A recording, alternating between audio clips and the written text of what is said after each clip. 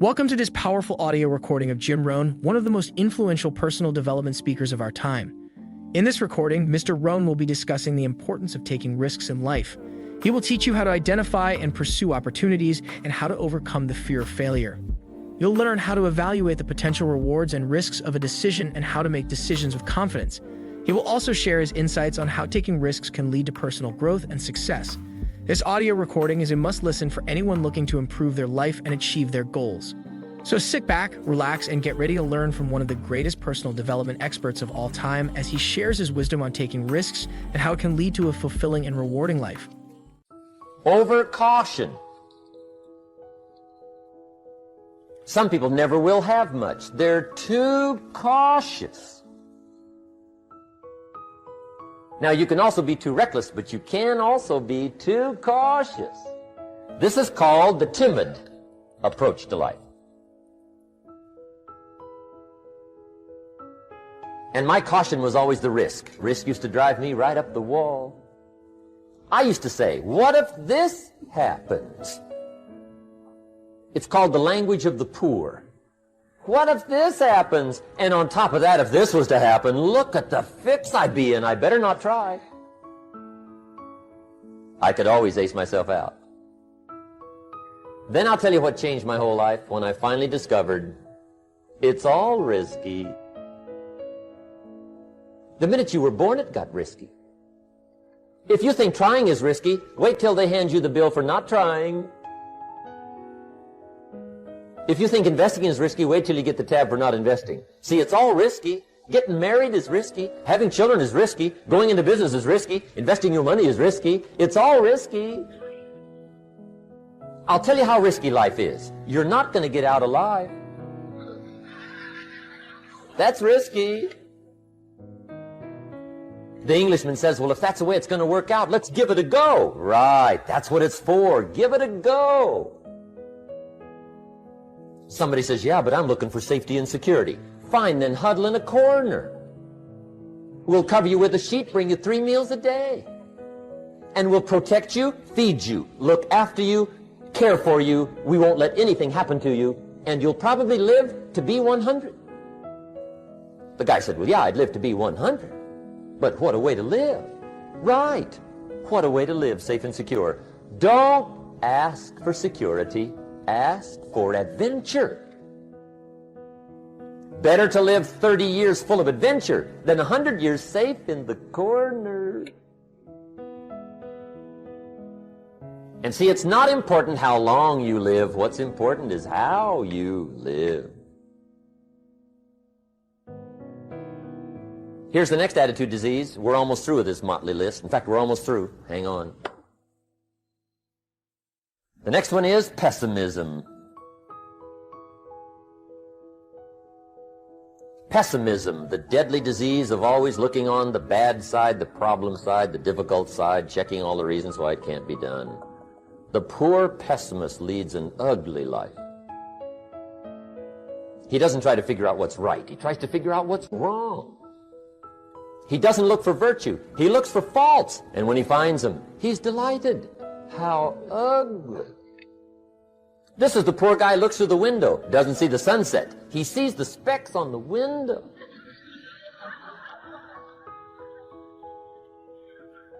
And this is the poor guy, right, who rushes up, takes such leave of his senses. This guy rushes up and he says, I've got 5 good reasons why it won't work. He's so dumb he doesn't know all he needs 1. He's got 5.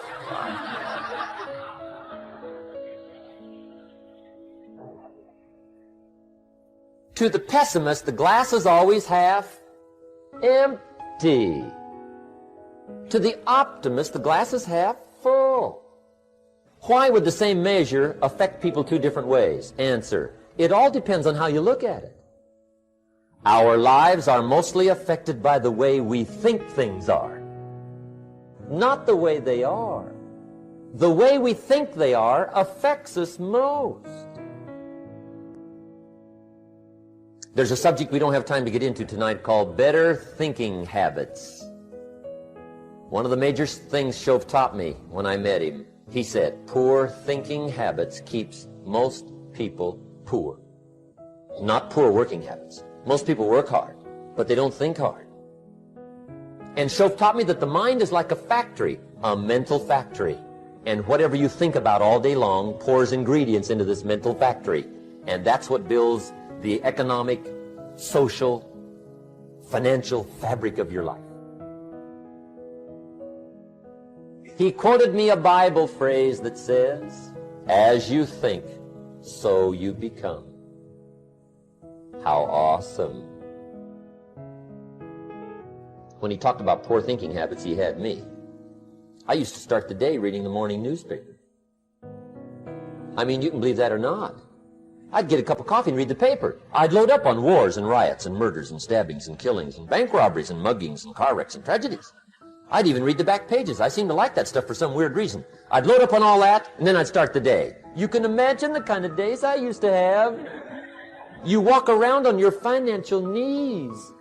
They call you economic peewee.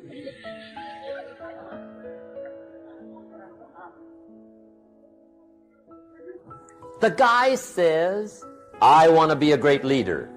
Wonderful. The first thing we do is follow him to his house.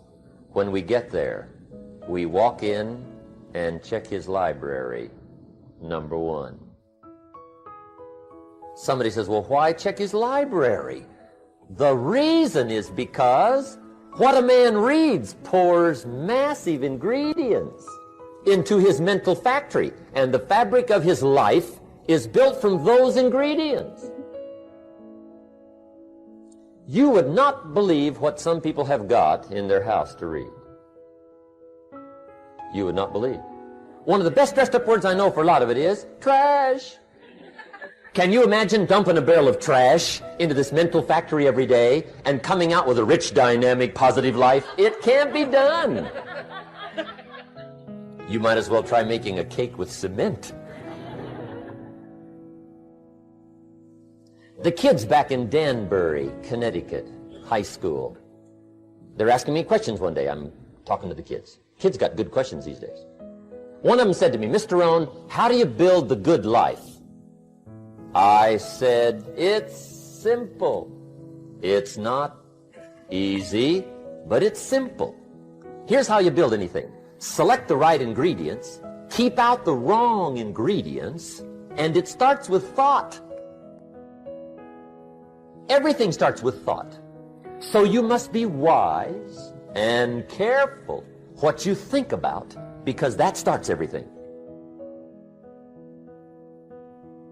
You got to be wise and careful." I asked the kids,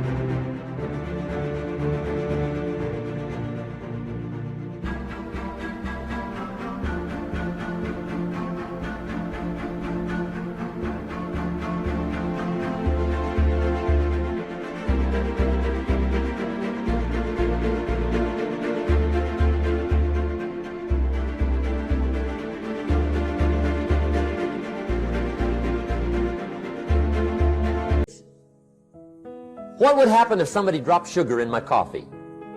They said, "Well, you'd be okay." I said, "What if somebody dropped strychnine in my coffee?" They said, "Well, you'd be dead." I said, "Correct. Lesson one. Life is both sugar and strychnine. You gotta be careful." I said, "What if my worst enemy drops in the sugar?" They said, "Well, you'd be okay." I said, "What if my best friend, even by accident, drops in the strychnine?" They said, "Well, you'd be dead." I said, "Correct. Lesson two, watch your coffee."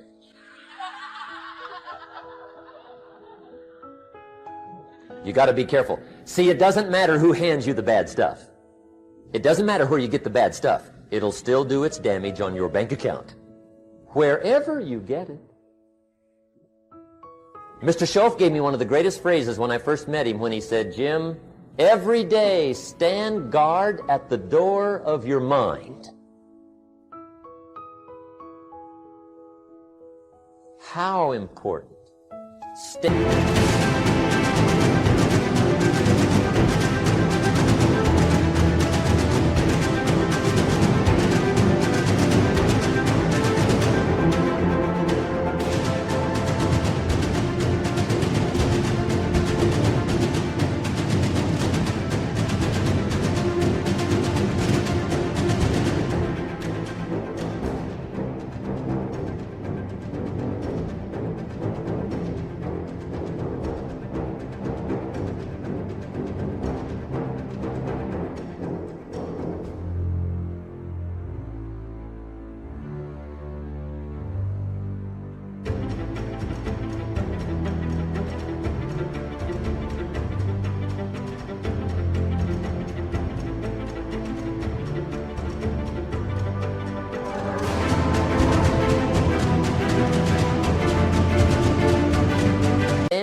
guard at the door of your mind. And you decide what goes into your mental factory. Don't let anybody just dump anything they want to in your mental factory, because you've got to live with the results. Okay, here's the last disease, and we're through with this list. In fact, we're almost through. Hang on. The last subject is very brief. The last disease, but this one is deadly. Engage in this one, indulge in it even slightly, and you might as well forget the future, because it's going to forget you.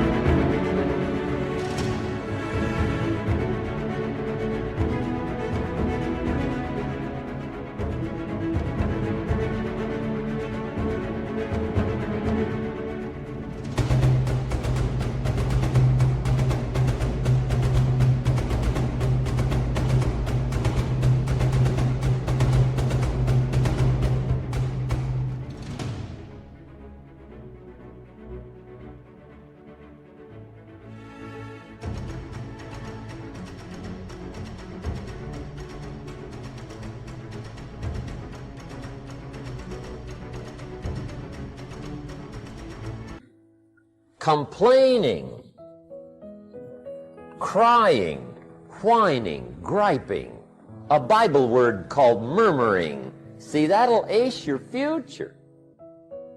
Spend 5 minutes complaining and you have wasted 5. And you may have begun what's known as economic cancer of the bone. Surely they will soon haul you off into a financial desert and there let you choke on the dust of your own regret. I hope I said that well, so you won't forget. It's a deadly disease. If you don't think it's bad, ask the children of Israel of Old Testament fame. Typical of us all, their story just happened to get in the book. Story says, children of Israel were slaves. God performed a series of dazzling miracles and got them out. And now they're heading for the promised land. Remember the story? Heading for the promised land. Tragedy of the story, they never got there. Reason. From day one, they started to complain. They griped about the water.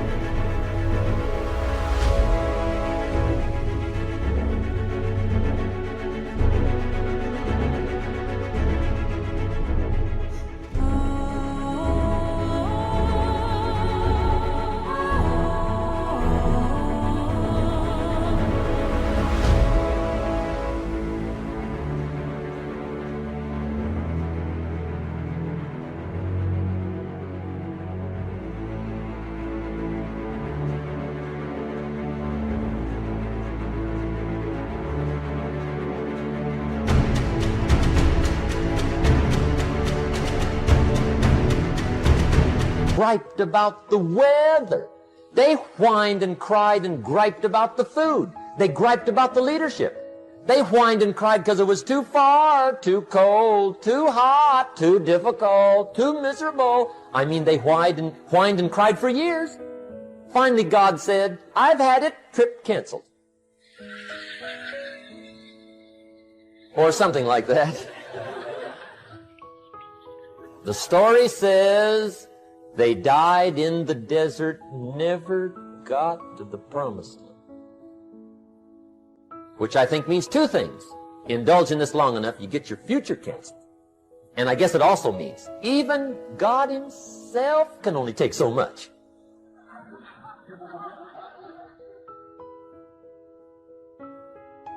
Okay. Just be on the lookout of the things that can destroy all the good you start. The war is on. And this evening, tomorrow, mentally, personally, socially, economically, you got to make sure you're winning the war. And this is part of it.